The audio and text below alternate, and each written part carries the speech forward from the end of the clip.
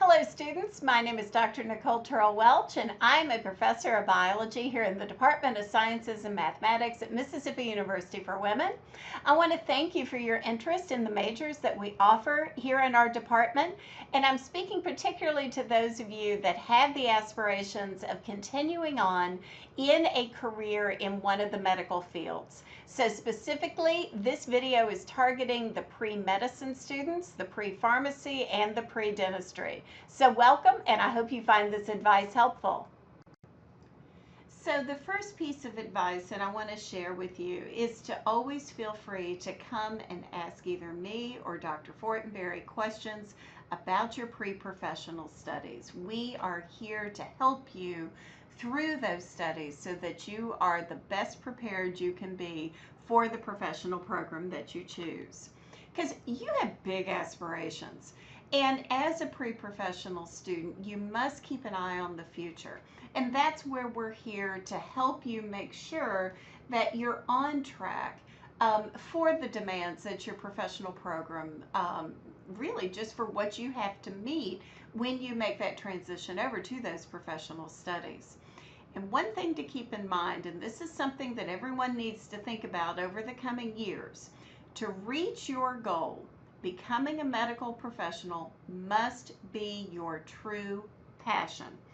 And so throughout this set of slides, you are going to see some quotes from friends of mine who work in a variety of medical fields, as well as there are a couple former students of mine. There are quotes in here as well.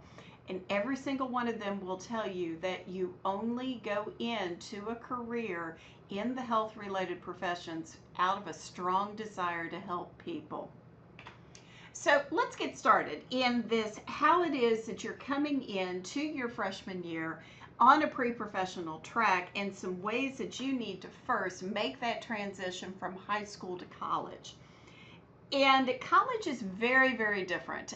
Professors have been saying this to incoming freshmen for decades, but in the recent years where the high school programs for the most part have been very scripted, where you have a study guide for absolutely everything, the responsibility of the learning has fallen heavily in high school on the teacher, whereas once you come to college, that responsibility to learn the material is squarely on your shoulders as the student.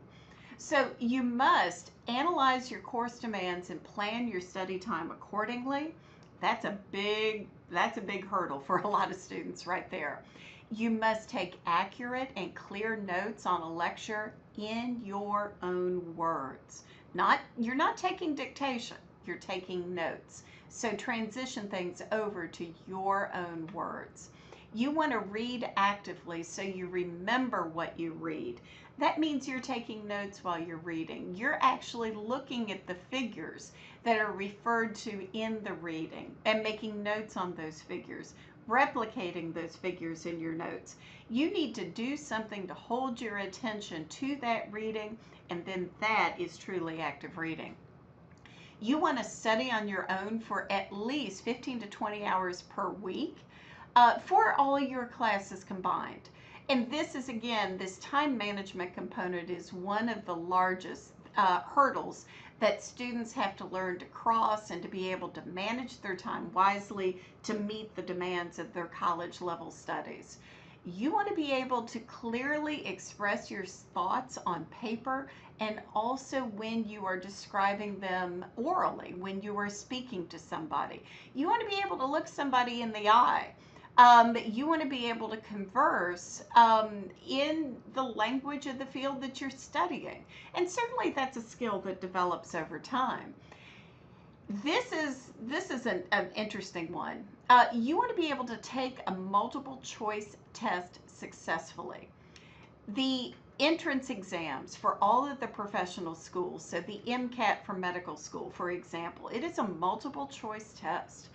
And you need to be able to get beyond multiple choice tests that are purely factual recall, ones where you're going through application questions and conceptualization, and you have to go and find the answer that best answers the question that you're being asked. And so our multiple choice exams in college get you beyond straight factual recall and into these higher order thinking skills. You want to think critically about a topic and express your opinions in writing. And there again is that being able to express yourself well. And then lastly, keep your biases in check. And what I mean by this is if you come in saying, oh, I'm not very good in math, I'm terrible at this, I don't like chemistry, then you're going to struggle in some of your classes. And perhaps you need to rethink your choice of being a professional major. So, come into college with an open mind on all your topics that you're studying. Just because you had perhaps a negative experience with a teacher somewhere in your past, you may learn to absolutely adore that subject in college. And so again, come in with an open mind and keep those biases in check. One of the other things that students seem to struggle with, especially in that first semester of the freshman year, is moving from being guided in your learning by a teacher to being guided by a professor. So the professor is the mediator between the researcher and the teacher. So we're busy people. Everybody's busy. Teachers are busy. Researchers are busy. But let me help you clarify what exactly the difference between a teacher and a professor is. The researcher, the focus for that person is on the discovery of new results. They are conducting the experiments. They are going through and developing the new knowledge in a subject area. The teacher's focus, instead of being on those new results or the research itself, it's on their students. So their task is to convey a fixed body of knowledge to the students and to worry about the best way to do so. Professors are right in the middle. We are focused on our subjects. We are experts in our subjects. Some of us are doing research, and certainly we're teaching these subjects as well. But where our focus lies is on that subject. We live it, we eat it, we breathe it. We're thinking about ways to improve, to suggest areas of research. Some of us then go off and do that research. And most of us are always looking at better ways to convey the information of our body of knowledge. So we are creating and recreating the subject in our mind each time we lecture on it and each time we guide you through an activity. So it's a very different philosophy than coming from your teachers out of high school, where their job was to convey that information to you in the best way possible. We have those similar interests, but we are also thinking more deeply about that subject in terms of where that body of knowledge is moving in the future from that research perspective. So as you make this transition from high school to college, throughout truly your first year of college, you're going to hit some bumps along the road. And you're going to notice that as you move into those 200 and 300 level courses, certainly by the time you're in 300 level courses, you're going to start enjoying the exploration of the gray areas of knowledge. Your brain is going to move away from rights and wrongs to this wonderful area just the gray areas. And this is when you're transitioning from informal reasoning to scientific reasoning. And one of the ways I tell students they know that they're going through this process is when they are asking, well, why is that answer correct? And it's a very different mindset than what many people bring to college, which is, what is the correct answer to this question? You want to get your thinking on over into the area of, why is that answer correct? And once you start to make that transition to that why, you're always asking why? And you're gaining the vocabulary, you're gaining the conceptual basis of the subject that you are studying. That's when you're making that transition over to scientific reasoning. And that's where you need to be squarely in that realm of scientific reasoning when you go on into your professional studies. So how do you get over these bumps? Research has shown that it takes approximately 7 exposures to material before it is understood. 7. And so many of us have designed our courses in a way that those 7 exposures are there. And so what I'm saying is you've got to get beyond, you know, taking the notes and then not looking at them until the night before the test, because there you've only had 2 exposures. You're not going to have the level of understanding that is going to be required to get the grade on that exam that you're interested in earning, where you're entering into this pre-professional track of studies where you need to maintain a pretty high GPA to be competitive when you apply to medical school, dental school, or pharmacy school. So here are these tips. 1, again, you're going to hear some similarities to the things that you need to do to make a successful transition from high school to college. You want to actively read the assigned reading before you come to lecture. You want to take lecture notes, again, in your own words. You want to make the connections between lecture topics and lab activities. You want to focus on the material that you're being assessed on a quiz or on an exam or on a writing assignment, and not your grade. And this is the hardest transition for a lot of students to make. They're so grade focused that they don't learn the material. If you learn the material, the high grades will come, but it's not vice versa. You want to discuss course material with classmates. I cannot emphasize how wonderful study groups are. If you form your study group with a variety of students that you get along well with, and you all meet on a regular basis, and you teach the material to each other, that's one of the best ways to learn. You want to find information on the internet. Just make sure it's from a reputable source. One of the things I always say in my classes, you use Google to search everything else. Use it to find some videos on YouTube. There are some wonderful lectures on YouTube. There are wonderful websites from other universities that, you know, just hearing someone explain it in a slightly different way, that material then may stick in your head a little bit better. And this is one that we've all got our stories of the exam we waited until the night before to study for in our freshman year, because that's what worked for us in high school, and then you bomb that test. And so what I'm saying is you just simply cannot wait until the last minute to study for quizzes or exams. You need to start on assignments and start studying for these assessments well in advance, so that again you're learning that material deeply, and then that higher grade that you desire is going to come right along with it. So why so serious so soon? You know, you're just first year students, you're just even considering this program of study. You're entering into a realm of professional studies where this is going to get tough when you go on to medical school, dental school, or pharmacy school. And here again, a couple of these quotes that I have on these slides. And a lot of doctors will tell you that the pace at which you are expected to master and deeply learn information in medical school is incredibly fast. And so you have to have these study skills down pat. They've got to be second nature to you well before you even apply for your professional programs. So, you know, a lot of students will tell you that medical school is not necessarily hard. It's overwhelming. And I love what a friend of mine, Alicia Polly-Beal, says here is, we would say in school, I wanted to drink from the fountain of knowledge, but someone hooked me up to a fire hydrant.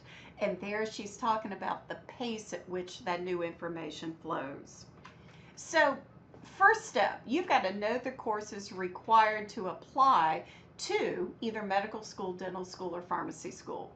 And one of the things that you were given, hopefully already, is a pre-professional curriculum guide for your chosen path of study, either medical school, dental school, or pharmacy school. And if you ever lose that piece of paper, it is right here on our department's website under this pre-professional tab. Regardless of your interests, whether it's medicine, dentistry, or pharmacy, when you are preparing to apply to these professional programs, the applications are going to have similar components. You're going to have letters of recommendation. You're going to have shadowed professionals in that field. So pre-pharmacy students are going to want to spend some time shadowing or working with a pharmacist. students that are interested in medical school, you're going to want to shadow physicians, and you're going to want to shadow a variety of physicians, not just the same type over and over. You want to have meaningful professional leadership and volunteer experiences. And this is something that's becoming ever increasingly important on applications. And the key word there is meaningful. They do not want to see that you were involved in 16 to 20 different activities on campus. They would rather see a student who is really invested in 2 or 3 activities. And within those activities, they've had experiences that help with their professional development, their leadership skills, and provide some volunteer opportunities. You also are going to have to take a professional school entrance exam. It is the MCAT for medical school, the PCAT for pharmacy school, and the DAT for dental school. And then lastly, what these schools are going to look at in terms of your metrics are not only your scores on those professional school entrance exams, but your overall GPA, and then something that is new to a lot of you, your BCPM, biology, chemistry, physics, and math. So after you apply to these programs, they will take your college transcript. They will calculate your GPA simply in your science and math classes, and they will use that to assess your ability your scientific reasoning abilities, and also just how well you learn and master material in these scientific disciplines.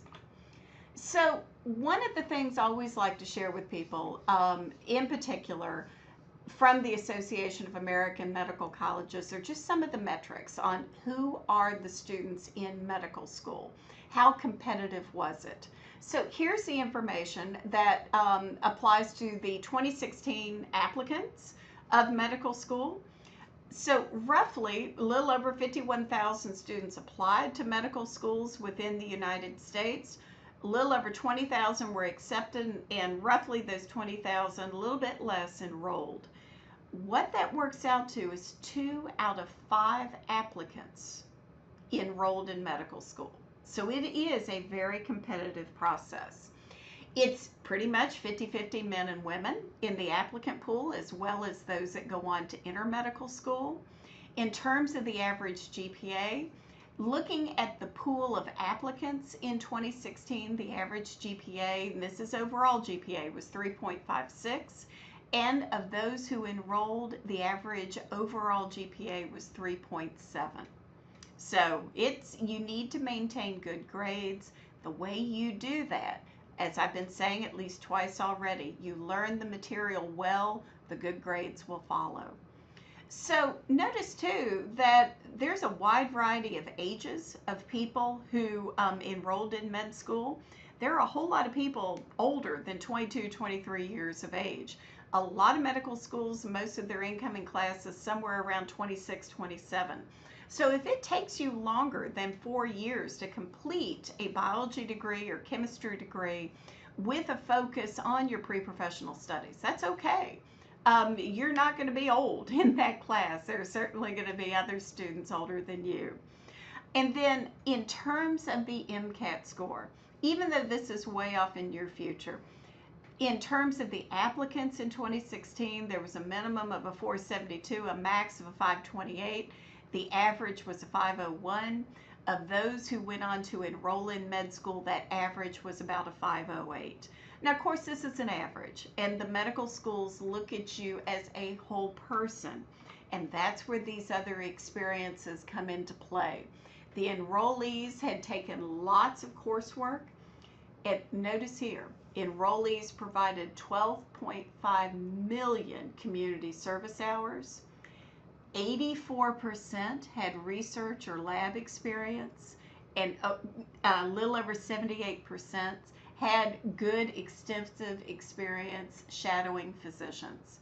So they want to know that you have explored all the, if you will, the options of the health careers or health-related careers, that you've looked at it from a research perspective. Sometimes you find yourself more interested in medical research than in practicing medicine. or going into pharmaceutical development instead of being the person in the pharmacy dispensing the medications. So this is what these schools are looking for in terms of, have you explored the different options within your area of interest? Again, either dentistry, pharmacy, or medicine. And that helps to make them more confident in your choice to actually be one of those people who will enroll in medical school and be successful. So in terms of the support that you have here at MUW, is, as I've been saying, please always ask us questions whenever those questions pop up, and be on the lookout for fun activities as well as professional development activities through AED, Alpha Epsilon Delta. We have a chapter here, and this applies to all pre-professional majors across the board. And we do a lot of things throughout the year in terms of seminars and workshops and helping people get ready for interviews and conveying information to you about scholarships that are available. So just it's a lot of support, and it's a lot of fun as well. And I'll leave you again with this slide. Anytime that questions come up, please ask me or please ask Dr. Fortenberry. I thank you for your attention. I hope I've been able to answer some questions for you, and have a great day.